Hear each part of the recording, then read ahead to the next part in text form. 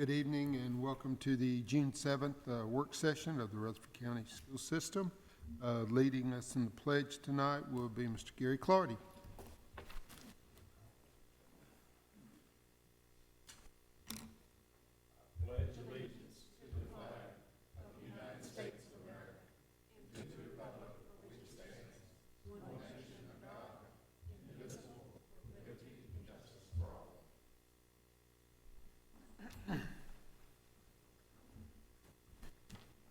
And we will have a moment of silence Thursday night.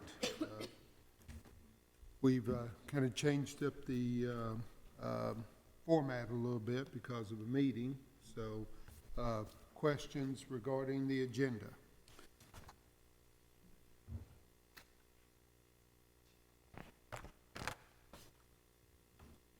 We'll be back together on Thursday night.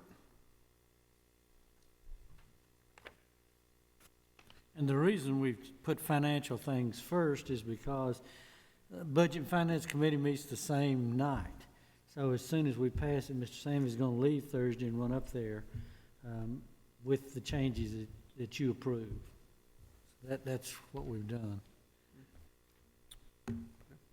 Let's go straight to financial matters. Okay. Starting with financial matters on 5A. This is a building program amendment. The Rutherford County School Board approved a deductive change order of $15,000 to the Robert S. Biscayne and Company construction contract for the Blackman Middle School addition and renovation project, and voted to amend this $15,000 to site development for the future Oakland Middle School annex. This changes the contract amount for the construction of Blackman Middle School addition from $7,062,000 to $7,047,000.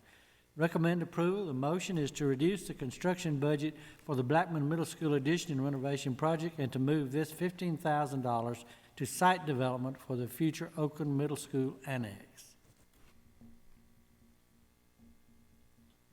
You saw in your last meeting, I think, a deduct for that one. But this puts it in the right place now, I think. Good. B. B is General Purpose School 2015-16 budget amendments.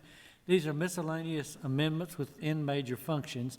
This amendment reallocates a total of $660,468 in already budgeted non-labor expenditures within major functions to cover anticipated expenditures.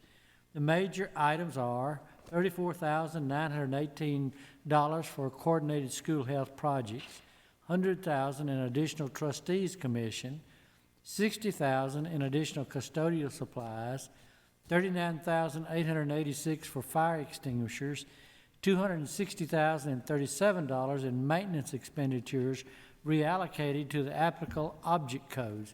Again, that's a routine amendment.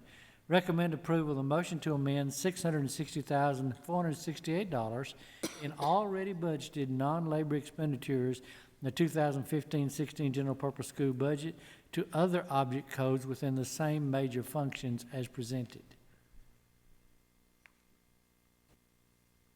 You know, I have to wonder that if people ask Doris Jernigan why we're always mentioning his name about the trustees commissions. I wonder if he ever gets asked that.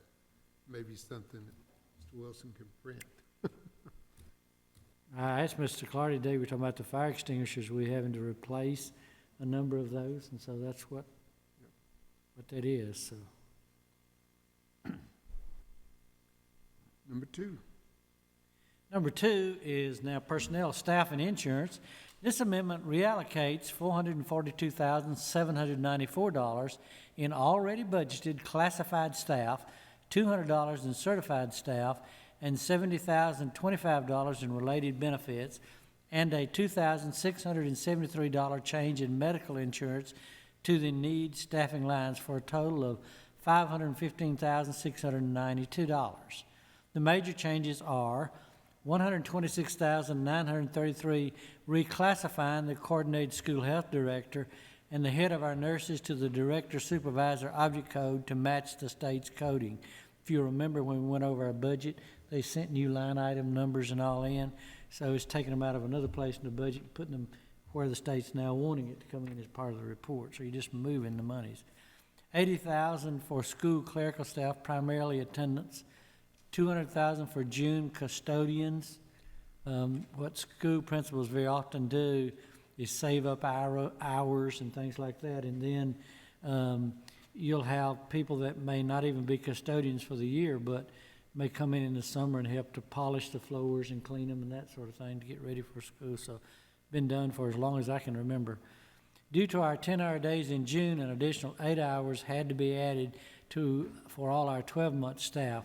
Normally, we are able to do the June staffing amendment after the first June hourly payroll. Due to our meeting schedule this year, it is being done based on the May 27th payroll. These amendments are being made to keep us from exceeding the budget in the staffing lines. Recommend approval. The motion is to amend $442,794 in already budgeted classified staff, $200 in certified staff, and $70,025 in related benefits, and $2,673 change in medical insurance to the needed staffing lines for a total of $515,692 as presented. And Mr. Sandvig's here if you'd like to know some more.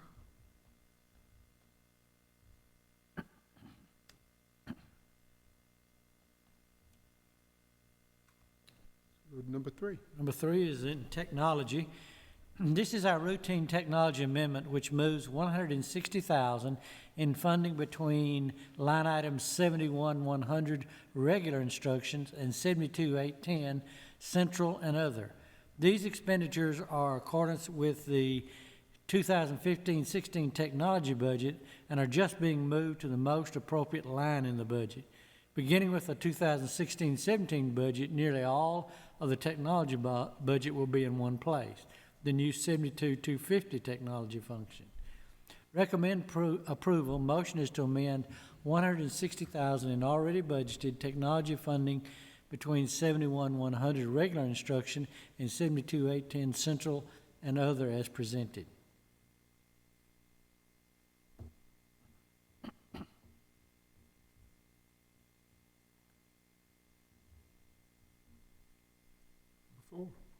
Number 4 is substitute teachers. This is one of our routine amendments which reclassifies $200,088 in already budgeted substitute teacher pay to the proper function code and the object code, 369 for certified or 370 for non-certified substitutes. The total GPS budget for substitute teachers is $2,635,935.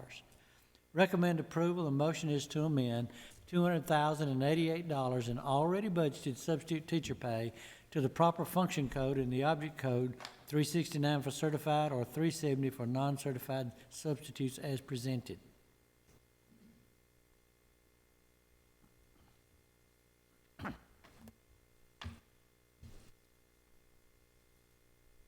C.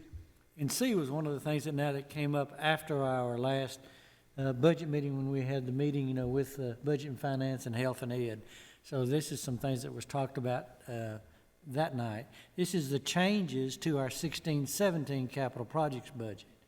The updated 2016-17 capital projects budget, Fund 177, is funded an additional penny of unshared property tax for a total of 6 pennies. This additional penny, $653,096, has been moved from the general purpose school budget to the capital projects budget. All the projects over $100,000 on Mr. Carty's project list will be funded. $4,090,827 of property tax revenue and $503,694 from account 34685 committed for capital projects have been used to fund $4,594,521 in expenditures. Recommend approval. The motion is to approve the revised 2016-17 capital projects budget, Fund 177, with total revenues of $4,090,827, expenditures of $4,594,521, and to use $503,694 from account 34685 committed for capital projects to balance this budget as presented.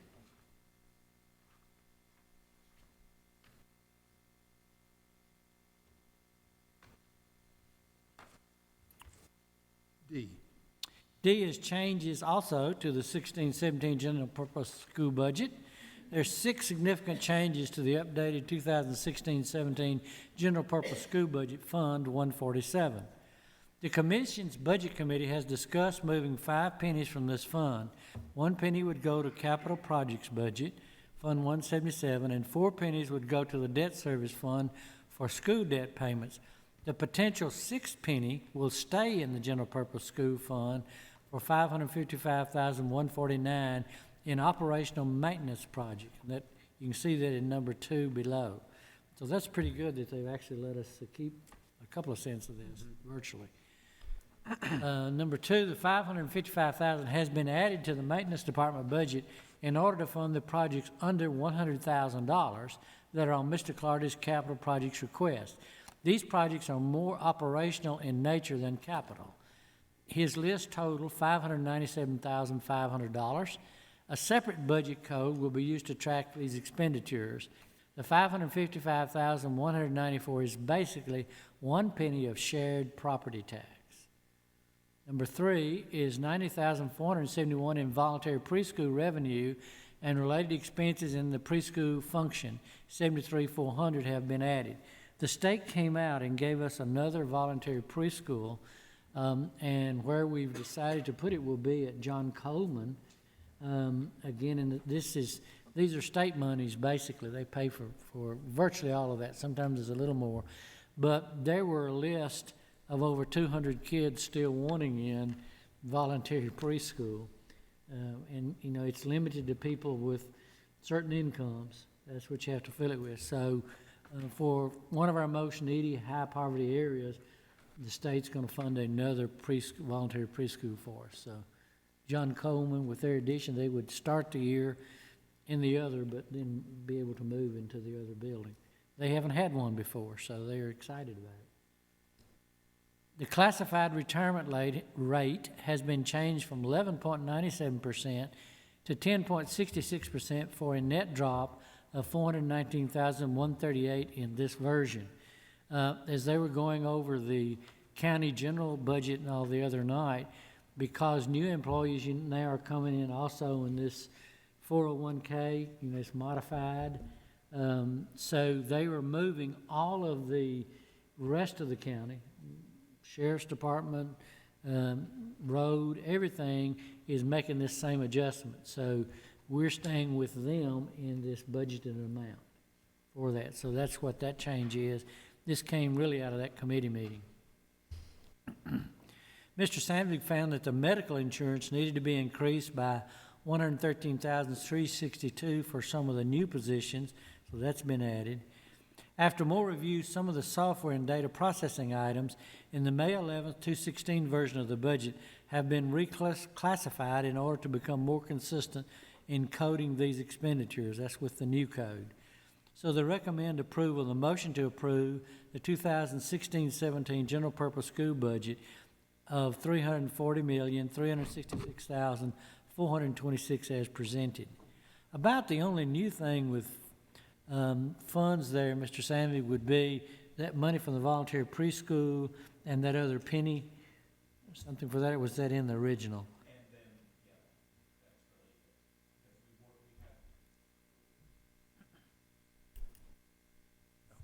good. Yeah, those, we were showing those projects as a possible add-on to capital projects. So those are the changes. The other just that you mentioned, the other's just classification. And I did type Fund 147 instead of 141 in the editor. Okay, so we want to change that by Thursday, right? Okay. So if we pass everything as is, Mr. Sandvik will rush to the courthouse with the approval. With the latest version. Okay. Any questions or comments or discussion? This actually lets us, by them agreeing to do that, to get a little bit more ahead on capital projects, you know, instead of waiting, you begin to go ahead and start working on those things. It's a good move for us. Yes. Yes. Number 6. Number 6 is an information only. This is Rutherford County Farm to School project. The school nutrition has decided to fund a project at 3 identified schools, Kittrell Elementary, Stewart's Creek Middle School, and Laverne Lake Elementary School. School nutrition will purchase wood for the purpose of creating raised garden beds. Oakland High School Ag Ed Department has agreed to have the high school students create the garden beds for this project. School nutrition will deliver the garden beds, furnish the soil, seeds, and miscellaneous items to grow the vegetables. Ag Ed has volunteered to send high school students to the schools to help teach the elementary and middle school students how to grow the vegetables. After harvest, we'll serve the food grown in the cafeteria to encourage students to eat fresh, healthy, local produce. And this is a move for the National Food Service, and great to see Oakland wants to kind of step up and work with them in doing this. It's pretty cool. And some teaching for the boys and girls, and they might even eat a leafy green vegetable if they help grow it. Yeah. You know, maybe difference. is this something that could possibly be expanded at some time down the road? Possibly could. You know, I guess one of your tough issues is the season. You know, when school starts, you really need to be gardening now, and school's not kind of going on. So but still, it can be done quite a bit. If they might keep it up. Mr. Zago actually did one at Stewart's Creek Elementary, and his did it through the state, and they actually raised food during the summer down there.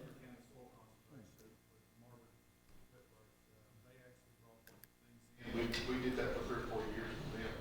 It's pretty, the students really came all summer long. We started early spring, and they would tend the thing with the summer with their parents and work for that, and then they got the vegetables themselves. It'd be very nice to expand this program and keep it going. I know that where Kroger gets there. Maybe Oakland Yeah. High School Yeah. could tap into the soil conservation too as well. And we do have a cost estimate, $1,600 to $2,400. One school to No. do this, or? That was the estimate I had for 2, so take it up to $2,400 for 3. Okay.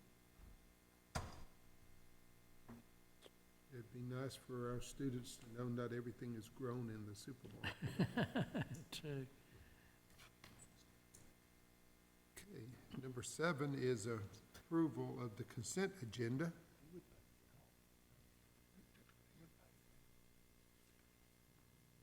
There was, ladies and gentlemen, there was a rescind in the volunteer or the non-faculty coaches, and those were just typos. It was an error, really. The school sent in the names that didn't have all the paperwork with it. So I talked to the principal today and all too, so that's, these names may come back, Yeah, actually. they're not approved, so they won't be approved. Questions, comments? about- Nobody did anything to be taken off. Right, This is a technical paperwork thing, yeah, that's what I what should it was. have said. Wasn't an issue.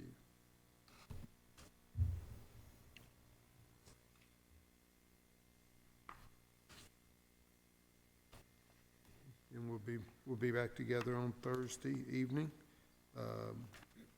Visitors number 8, number 9 will be the Atlas program.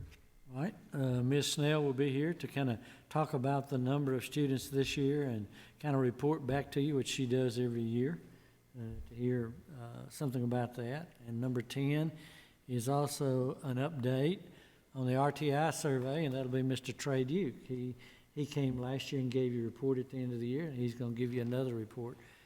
So it's interesting for you to kind of see how these programs are developing and what's going on in our schools.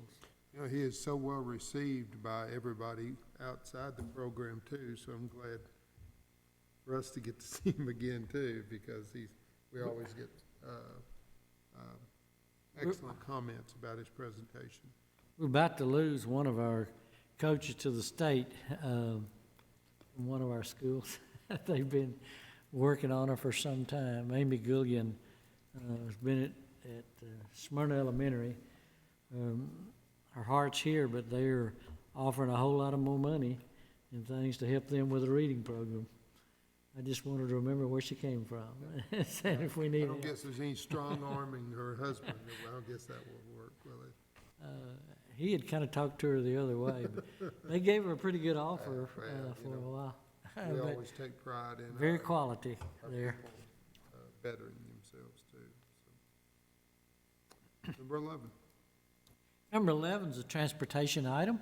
The GPS AVL system for transportation, the 2016-17 general purpose school transportation budget includes funding for the GPS AVL systems from Education Logistics, Inc. and the related communication service from Verizon Wireless. The Transportation Department is requesting approval contingent on the funding of the 2016-17 GPS budget for the GPS AVL systems from Education Logistics Incorporated on the NCPA contract 05-03 at a cost of $186,839 for the first year, with a recurring cost of $41,634 annually, and approval for the communication services for the GPS systems from Verizon Wireless on a GSA contract, GSA number 35F-0119P at a cost of $21,588 annually. The motion will be to approve purchasing the GPS AVL systems from Education Logistics Incorporated on NCPA contract 0503, the communication service for the GPS systems from Verizon Wireless on GSA contract GS 35F-0119P, contingent on funding for the 2016-17 GPS budget. That's the tracking software that we've talked about several months now. Will executing this contract in this expedited fashion, contingent on the budget and those kind of things, will this have it in place for the start of school? I can let Mr. Snell speak to that. He had told me early that, he has more of a target date of getting everything and online more by closer to the first of the year. Okay. Although we'll get a good minute of it done. Go ahead, Mr. Snell, if you want to address that. Yeah, the purpose of putting it forward to you now is so that on the 28th of June, Odom can sign it and we can get it, the parts ordered. It's a 4 to 8 week timetable on the equipment to get it ordered and get it here. So we're looking at starting to install it the first of the school year. And it'll take us a while to get it all installed, the learning curve and so forth and so on. And the bus drivers came in, signed their contracts to go ahead and add these. You've already done that also.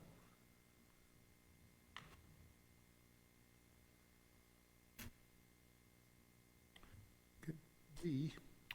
B is your 2016-217 bus contractor list. Pursuant to Policy 3.405 Bus Contract Award Procedures, the new contractor list for the 2016-17 school year are presented. These two lists, first priority is regular bus drivers who have driven for 2 full school years, and second priority, those who currently own one or more contracts, are for approval in order to facilitate the awarding of new bus contracts on a timely basis for the beginning of the new school year, and thereafter as contracts are turned into the Transportation Department through the year. Recommend approval. The motion is to approve the following potential list and second priority bus contractor list for the 2016-17 school year. Be glad to read them if you want me to, whatever you I don't want. think there's any need, is there, board members, to read all these names since they're. This I don't is think so. certainly simpler names than I saw in some graduations. Well, and I was a little surprised to see so many on the first list. I'm not surprised to see so many on the second, but, They're interested?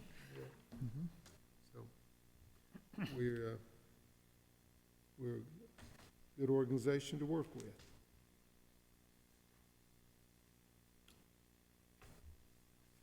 Questions? Guess we'll move on to number 12, which will give Mr. Holliday the floor. In your folders at your place this evening is the Rutherford County Board of Education job description for Coordinator of Fine Arts. This is not a position that has been approved. It is pending budget approval with the county commission, but we did have some committee meetings that allowed for some collective comment and context along those lines. I'd like to take the opportunity on Thursday evening to share a little bit further about this, but I've provided that document this evening for the board to review and be familiar with for Thursday night. I would ask that the agenda item be set up as Fine Arts Coordinator Position Committee report rather than recommendation. I'm not certain that any recommendation is required on this, so just a report. All righty. Any questions for Mr. Holliday, or you can wait till he does his report on Thursday? 13. 13 is new and revised policies. A number of the laws passed this year by the legislature do require them to be in place by the start of the 16-17 school year. Ms. McLeod then places our policies, some of them, in the student handbook that goes home to the students and parents when school starts. The issue is that we have to print them in June, or we have to get them back by the time school starts. So I think the plan is, after you have your policy meeting tomorrow night, we review these policies, is probably to move to approve them on one reading, and so that she can go ahead and place them in the book. Will we have to swap 13 and 14, Ms. McLeod, in order, if they vote in 13, will we have to put the 14 before that one because of that one policy requires public comment? Well, what I would suggest is that we go over the policies in 13 and then allow the public comment and then have the vote after. Okay. I think you ought to discuss it before you have the public comment, so just so people know what you're Okay. So the vote would be after number 15. Okay. Okay. We'll have our meeting tomorrow. So, 14. That is the one that will comment on one policy that requires the board to have an open session of public comment. Basically, and we have, you received an email, I think, the draft copy from TSBA. We're adopting that draft. That's the one that'll come to the policy committee.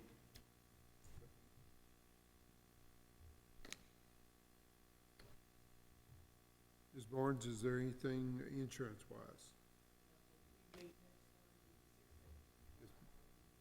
Okay. Chairman Hodge, anything from TLN? No, sir. Mr. Holliday? I'll mention that the Federal Advocacy Conference is coming up in the next week, and with Chairman Blair being president-elect for Tennessee School Boards Association, he and I will go and attend that network event. We have meetings on Tuesday of next week with all of our senators, or both of our senators, and all but one of our congressmen. And we may yet be able to work one more congressman into the mix there. But the Tennessee delegation is strong, and I know that there will be good things to share. If board members have particular concerns or ideas, certainly a good time to share those, and I would appreciate the feedback. And I think TSBA is excited. This, I guess, going in June will be, I guess it's the first time for it to happen at this time of the year, and have access to all of both senators and the congressional delegation is unusual, because a few times I've gone, just a half a dozen of our congressional people were available, and just about everybody is this time. So I think it'll be a very productive conference.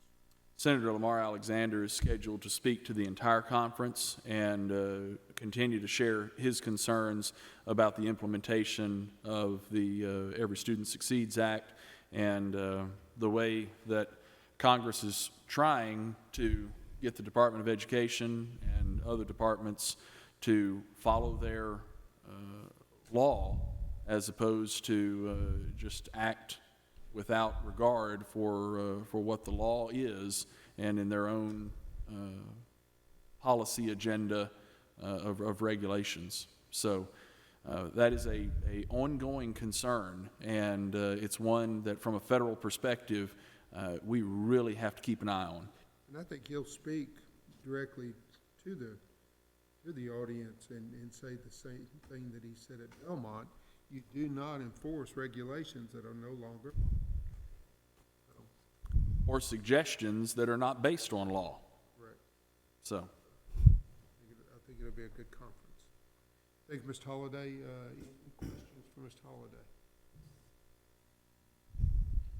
We are at general discussion by board members. Mr. Chairman, I don't know who I'm asking this of, perhaps Mr. Evans, I put him on the spot, but are we having a discussion with the principals on the possible removal of SROs from the elementary schools? Did that, I think the correct word said we're going to be polled as to their feelings on that? Did that? Yes, sir. You should have in front of you the results of that. Mr. Odom put together a letter, and there's an email from every elementary school principal in front of you with their response to that. Basically, 24 of the 25 were very supportive of keeping the full-time SROs. Only one of them said, you know, I think he was trying to be was compromising, saying that he would be open to whatever the commission wants to do. But you can read through their comments. That's directly from them. We did not edit them whatsoever. So you'll even find maybe a typo or two. We wanted the commission to know that these came directly from the principals. These are all, now, of course, I saw this, and I read Mr. Odom's letter, but I just got this tonight, so obviously I hadn't had a chance to read it. Is this all the elementary schools? Yes, sir. And only the elementary schools? Only the elementary schools. There are 25 elementary schools. They all responded. We plan on, Mr. Sambid's going to take a copy to the budget committee members on Thursday as well, the same packet that you have. I think they asked only for elementary to be polled at the Budget and Finance meeting. I think, I don't know if any other board member wants to comment on them or not. Obviously, I would, I understand what they're saying, and it was on television and meeting and so forth on at least 2 Nashville channels. What they were questioning. They weren't doing this. They were asking for information, which evidently we have given them at least the principles. I would submit, and any other board member is certainly capable of making their own comment. When we think about Connecticut and Sandy Hook, I would submit that there's only been one change since Sandy Hook, and the change is this: the situation is worse, not better. And I think, and we've had many, unfortunately, tragic events that have occurred since then. And to remove the SROs from the elementary schools, I think would be a very bad idea. And although I do understand what they're trying to do, I was there and voted for this when we put these SROs, and you all cooperated fully and with encouragement, and trying to get a police officer, at least one, in every school whenever possible. And I don't think anything has changed since then to make me alter that. I'd vote the same way today, and I think you all would too, but I don't know that. But at any rate, I'm done. Mr. Holliday? I'll highlight that in my district, or the area that I represent, we have tangible evidence of a student's life that is here that would not be here but for the actions of the SRO, and it was at an elementary school. And this is the situation that occurred at John Coleman Elementary, where the AED device was applied to the student after CPR was administered, and the student's life was saved. The physicians that saw the student after, when he arrived at the hospital, were emphatic that the quick action of the school nurse and the SRO, in cooperation with one another, were absolutely instrumental in that life being saved. Not a heal, it healed faster, or the scar wasn't as large, but a child that would not be here is today continuing to learn and succeed in Rutherford County schools because of the presence of an SRO. I feel absolutely strongly, respect the county commission's ability and opportunity to examine these things carefully. And like Mr. Jordan, I believe that's exactly where we are. We are at a place of examination. We are at a place of discussion. And I'm confident that at the end of the discussion, the county commission will renew their faith in the SROs and what they contribute to our schools. Ms. Moore? Mr. Chairman, and Mr. Jordan and Mr. Holliday have pretty much summed it up, but I'd just like to kind of weigh in on this. And I guess the only place I might differ a little bit is I'm not sure I really do agree with or understand the intent behind this, although I certainly understand budget issues and redistribution of situations that require it. To me, this is not at all a situation that requires it, quite to the contrary.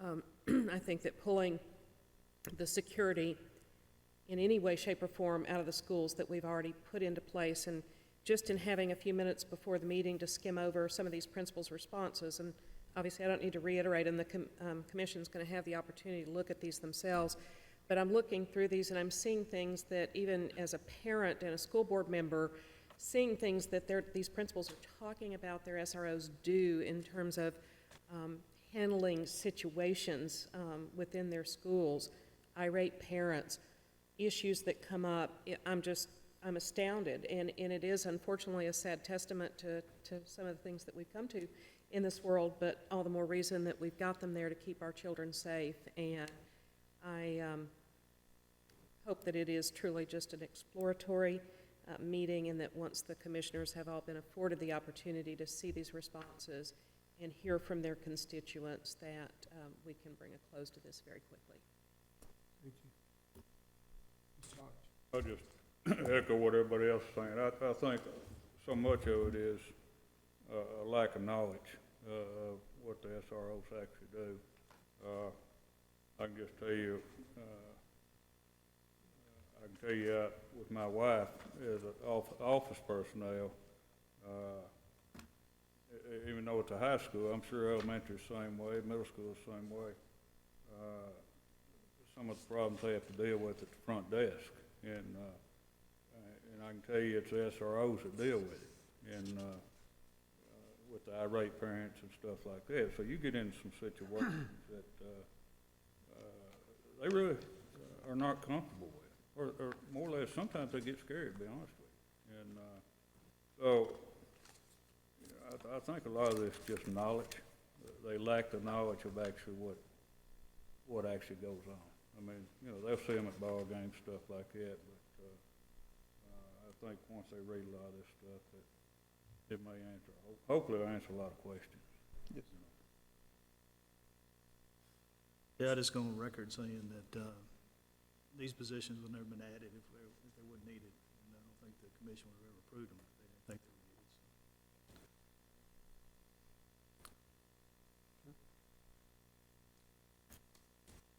Well, I would like to say that it's inconceivable to me that we would take a giant step backwards in the safety and security of our students and our staff. And I think this board has let it be known that we're absolutely against removing SROs from any school, elementary or middle or high school. And Sandy Hook continues to be fresh on my mind, along with Columbine, and it would be a grievous mistake to remove the SROs. Anybody else? You know, I think another thing we don't talk about some is the relationship that develops between some of these young students and that SRO officers in their building. That time of trust, a time in the years when they're most formative, that they feel not only safe, but they feel they can go talk to somebody. This is important for the future. It's important just beyond that school day, that the relationships develop there, that officers are here to help us and protect us, and are somebody that we can depend on and we're comfortable speaking to. You can't measure how important that is to our society and to Rutherford County when you stop and think of how you are planting those seeds that maybe for the rest of the life of that child is changed because of that relationship. So many of them work with the and you read it on the archery clubs and all. They see them in different lights and something they enjoy doing, and at athletic events and ball games and all those other things. And that's part of the things that is very, very important to the welfare of Rutherford County, to make it a good place to live and a good place to educate your students. I can tell you one case, and I don't know what was one, or there would be many more. I know we had one at Principal Blackman Elementary told me they had some parents when city opened up their new school, they went over to the new school over there on Veterans Parkway and got there and saw there was no SRO officer there, and they came back to Blackman and said, no, we're not going to leave this, and came back and re-enrolled in Blackman. So people do notice and they pay attention. Is a letter to the commission from the entire board, is that, What you think. maintaining our adamancy, that we are adamant about maintaining SROs in all of our schools? Is that something that the board would want to have occur? Absolutely. Ms. Michaels, we would like to send the commission a letter unanimously supporting or maintaining SROs in all of our schools. Mr. Chairman, may I take just another moment or so? Thank you. And I said I wouldn't do this, but there are a couple of statements from some principals here that I'd just like to mention, because they kind of tie into, in one case, something Mr. Odom was saying, and Mr. Hodges' situation, talking about the staff at these schools being put in very, very uncomfortable situations. And this kind of speaks to the risk management side of me, but there's one principal that said in his notes here, yes, I feel that it only takes one time, yes, in answer to, do we maintain a full-time SRO? Yes, I feel that it only takes one time for the SRO to pay for his position. Think about that. So since I've been here, the SROs have not only served the school in an academic manner, but have arrested parents with violent crimes in our building, and have apprehended people on property that were wanted criminals that were not even parents. And what would the staff have done in those situations if that SRO had not been there? There's another one here that I think kind of ties into what Mr. Odom was pointing out, which is, to me, another huge factor and something I hadn't really thought through as far as their purpose at the elementary level. I mean, yes, they've got more issues to deal with in middle school and high school, no doubt, with the student issues themselves. You know, we talk about drugs or violence or bullying and that kind of thing. But we all know that those things are starting at an earlier age every year that passes by. And one of the principles is written here, says there's also a unique opportunity for law enforcement to lay a foundation to build a relationship in an elementary setting before children reach the more jaded views of middle and high schoolers. I would surmise that it's highly likely that the impact of having SROs in the elementary setting fosters a trust that carries over to most middle and high schoolers, which could prevent a real tragedy from occurring. Thank you for sharing that. Other issues? Mr. Holliday. Inevitably, there are things like this questioning about the SROs at the elementary level. There are questions that need answers. And sometimes it is just a matter of discussion, that we have a period of discussion, in no small part because of what the state legislature has given us in the Sunshine Law, that we are only allowed to question these issues in open session. And so our county commissioners have no choice except to suggest their questions, suggest their review in an open session, and solicit this feedback. And again, I renew my statement that I'm confident that they'll take a look at this and they will renew their commitment to the security, safety, and the character that we're teaching through the SRO program, even at the elementary level. There are also questions that this board will raise from time to time, and work that we are endeavoring to do. I apologize to my fellow board members because I have not shared any kind of a heads up with other board members or anything of this nature, but I have gotten multiple calls since we last met concerning the Bookkeeper 2 position, and concerns from booster organizations with questions that they don't have the answers to. They don't have the answers to those questions because those answers have not been found yet.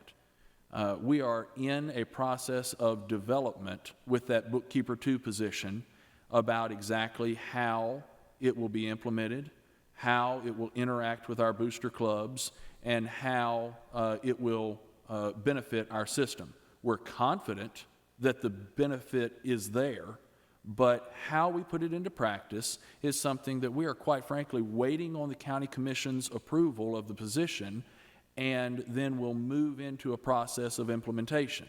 I've had conversation with central office staff, and there certainly are preparations, thoughts, ideas in that direction, but there is not a plan in place to that has already been predetermined or decided, that is lacking the input of people who are invested in those organizations in our community. That being said, it has also been brought to my attention that there are some in our community who are seeking to take this opportunity with these Bookkeeper 2s and create controversy that the school board is somehow going to shut down, limit, or inhibit the activities that many people are passionately invested in. I want to say from my seat here at the board, that is not going to occur. We are moving our focus from being one of the top school systems in this state to being one of the top school systems in this nation. And that is only going to occur if we continue to have the robust support of our community and those who are investing above and beyond their tax dollars and allowing for students to have incredible opportunities. State championships in football, state championships in all kinds of athletics, national championships in chess club, and national recognition in robotics teams. The band performances, the choir performances, the fine arts performances that we are doing.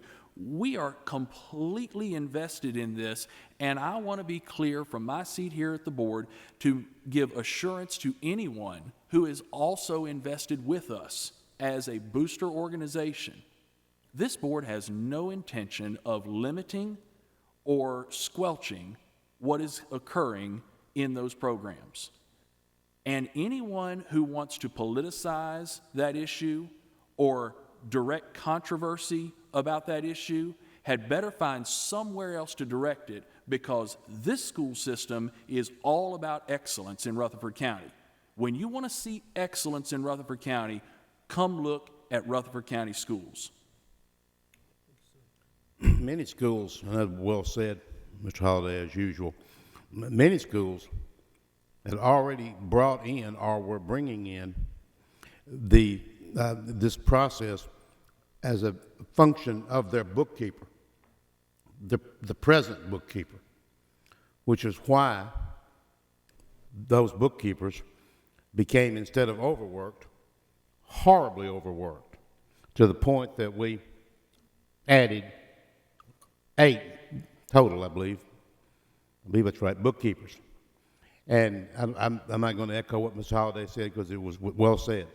Just one more point. We wanted, I think I'm right on this, wanted to protect the school system, protect the activity, whatever it may have been, choir, band, football, I don't care, but also protect, and I don't want to rehash all this, and I know you all don't want to either, but we wanted to protect the booster club themselves from an employee or serious mistakes handling large sums of money that, I mean, I can handle my money pretty well, but if you gave me tens of thousands of dollars, I don't know what I'd do. I mean, you know, I'm not, and it's somebody else's money, I would be very nervous. Well, we're going to get a professional to do that. And that's the purpose. And it has nothing to do with politics, and has nothing to do with trying to stop an activity or control it or ruin it or change it. And our booster clubs, as we have all said many times, are critical to this process and to our students, and we are very aware of that. Ms. Jordan, anybody else? Same subject, different subject. Mr. Sandvig. Just after some of the issues we faced last year, y'all indicated to me you would like for 2 of the booster PTO official sessions to be offered.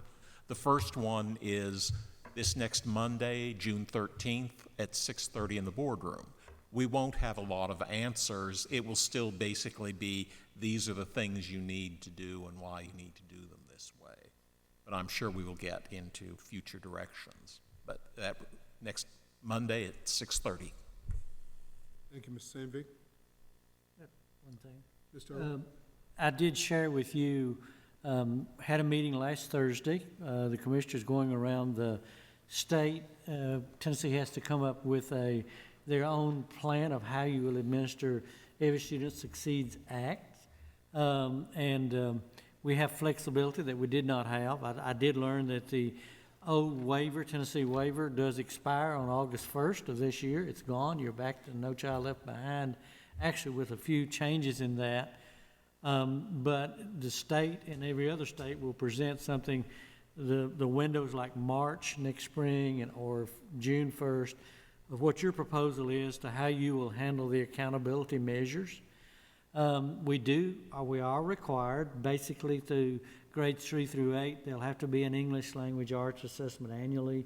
There'll have to be a math assessment annually is required, even under the new ESSA. Also, science will have to be measured 3 times, basically in elementary school, with reporting back to parents. High school is a little different. There's really only one major assessment required. But one of the things that I thought we really needed to do, and I included that in the email to the commissioner and shared it with you and her response back, is now that we have the opportunity to measure even more, why not let's build some incentive things into it that school districts might do that actually help students and we could use as another measure of accountability, such as this dual enrollment program that we have, such as our successful career and technical education program, because we have so many students enrolled in that. And I think the commissioner is open to hearing that, so I thought we need to be on the front end of this and make some of those suggestions. That was very well received, and I think you're going to hear more about it through TSBA and all as this is developed and written to as how will Tennessee handle the requirements of Every Student Succeeds Act and develop its own accountability system. And let's build into it things that incentivize schools and school districts to do good things for students. As I said in that email, I'm not as interested in sorting and selecting, like which happens very often when you just look at an English score or a math score. Why not let's put some other measures in that also deal with society and deal with the future of boys and girls, and you can incentivize that, because what gets checked gets done.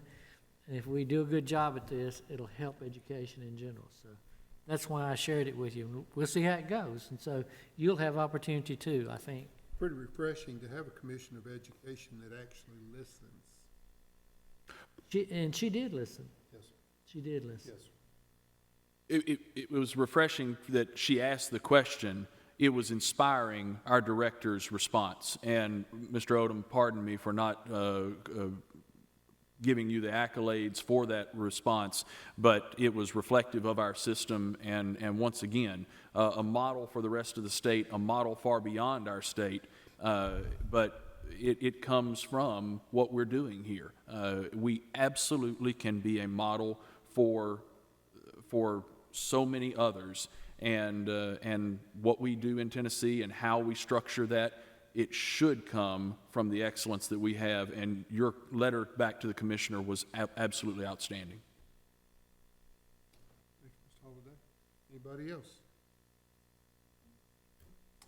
We'll be back together again Thursday night at 5 o'clock. And, oh, wait a minute, tomorrow night, I forgot. I guess I was trying to forget. Apologize.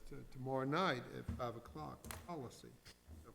See you tomorrow evening. Be safe. We stand adjourned.